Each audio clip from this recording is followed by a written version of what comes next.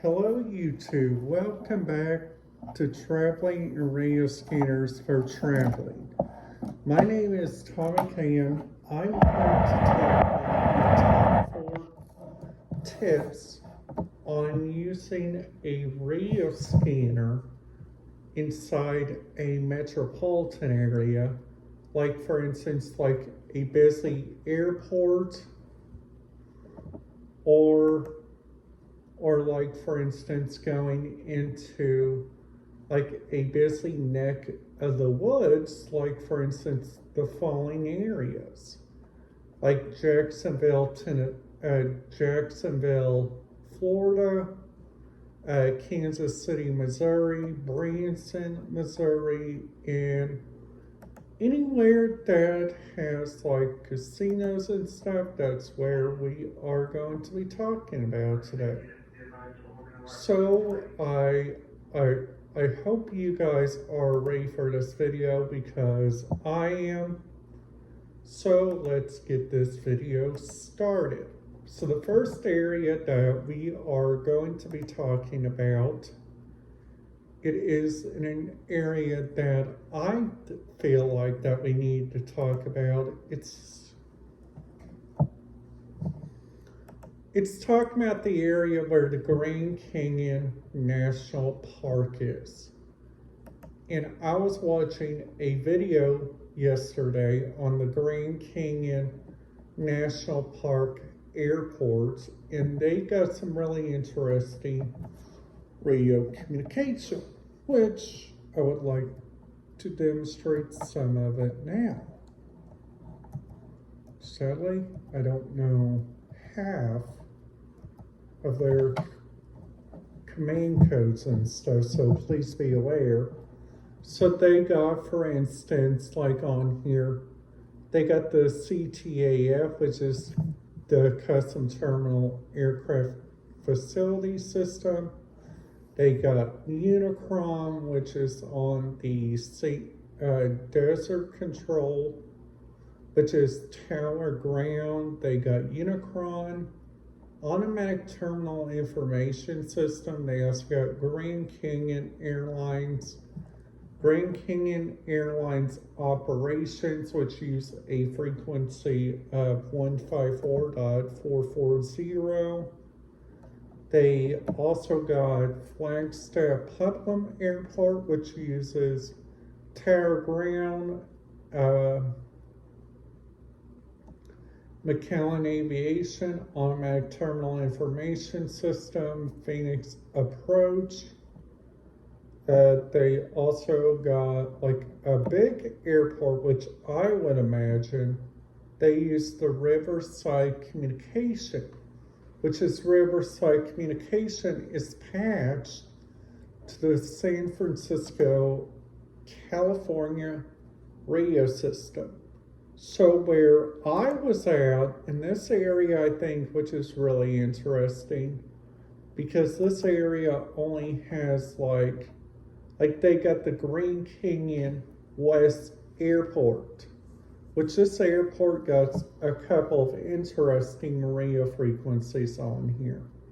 They got, for instance, airport operations. They got automatic surveillance authorization system. They also got a helicopter system. They also got a couple of helicopter operations.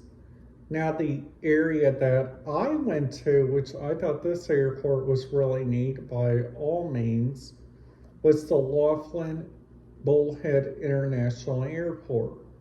Now the Laughlin Bullhead International Airport had like 4 things there, which I thought which was really kind of nice. Now sadly, the only rent-a-car which you guys will have to use if you guys go into that area, which I'm kind of surprised by, it's the rent-a-car that is called Hertz, because if you guys are wanting to use like a rent-a-car that is inside that town, and like for instance here in my hometown, they got, for instance, like Hertz Rent-A-Car. And, um, and like, for instance, like lots, and I mean lots and lots of different people always goes and uses that. Like, for instance, like, like one of my family members did with, before he got a thing that which he got, which I probably won't talk about because of personal reasons. And also to talk about this area, this is the Bar 10 Retreat, which is a casino. Now they got, for instance, they got air ground tour, that's got group packages, a river, a Bar 10 overnight, and an overnight experience. Now, if you guys are ever wanting to get on there, they use a wonderful website. This website's called bar10ranch.com, and this place is where the is where the people live, and this is like an old ranch. You guys can probably get there, I would imagine, because they have their own transportation, which their own transportation, they got their own shuttle, which is called the Back to Ground Shuttle now. They got shuttle service, which does two places. Las Vegas to Malibu King Cliff Divers is $152 per person. Las Vegas to Page, Arizona Shuttle, 11:50 a.m. departure is $175. And going back, looking at their flight options, they got a $200.77. Now, everything on here except for a 325 departure is a $313.84. So like the two aircraft they use is a Twin Otter, and the other one is a Costa Karma. Now the aircraft they use, the first one is a CISA 209 Caravan single engine turbine, fixed tight landing gear. Now this one uses 9 seats and the other one uses 19. So the other one uses 80 to 160 knots and the other one uses 80 to 160 knots. So pretty much either aircraft you guys would get like either way, which I think which would be really nice. On other hands, like if you guys ever want to go there, I haven't been there, so I couldn't give you guys like a lot of information. I'm just going by their website, which they are owned by the Horton family. Tony Horton and his wife Ruby, original founders of the Bar 10 Ranch. 4 boys and 10 girls have been actively involved in cattle ranching and holding the ranch since the inspection in the early 1970s. The Horton children all married and during their part to produce more Bar 10 cowboys and cowgirls. The Horton family can be ranching on the Arizona Strip for 5 generations. Tony and Ruby bought up small ranches on the Arizona Strip. LMT Indiana, a little over 10,000 designated acres and over 200,000 acres of grazing rights on BLM and Arizona state lands. As they can consume an isolated expanse across the range home, with simply adding up the airstrip to the property. Conventionally, about the same time, tourists began running the Colorado River with rubber rafts. Soon, many hundreds of people floating down the river through the Grand Canyon just down watched from the bar tent. When cattle prices fell and interest rates soared, Tony reorganized the opportunity by the Colorado River. By the time racers got to a point near his bartender ranch, they had already seen the river for some days. The length of time most people budget for a vacation and the person's maximum enjoyment of cold water, hot sun, camping conditions on a Colorado River raft trip.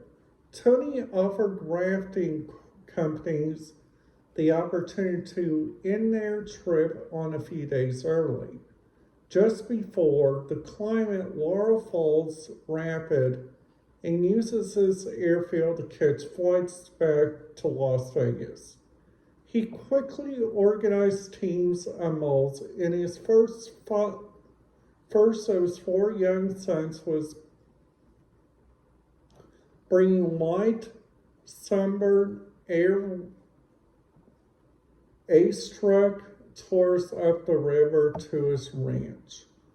The journey took 1 hour by mule from the rim to the interior canyon and another hour to the old concrete school bus to the airfield. When waiting places would 40 them to Las Vegas were filling all passengers, the large empty rafts would have continued down the remainder of the Grand Canyon Lake Mead before they come to ringing rubber rafts near Lake Mead. It wasn't long before Tony saw an opportunity there too. He worked with the tour companies, restocking the boats, finishing a bunch of rafters, flown into the ranch. Before long, the dirt airstrip was being almost daily fly river guests in out in the river.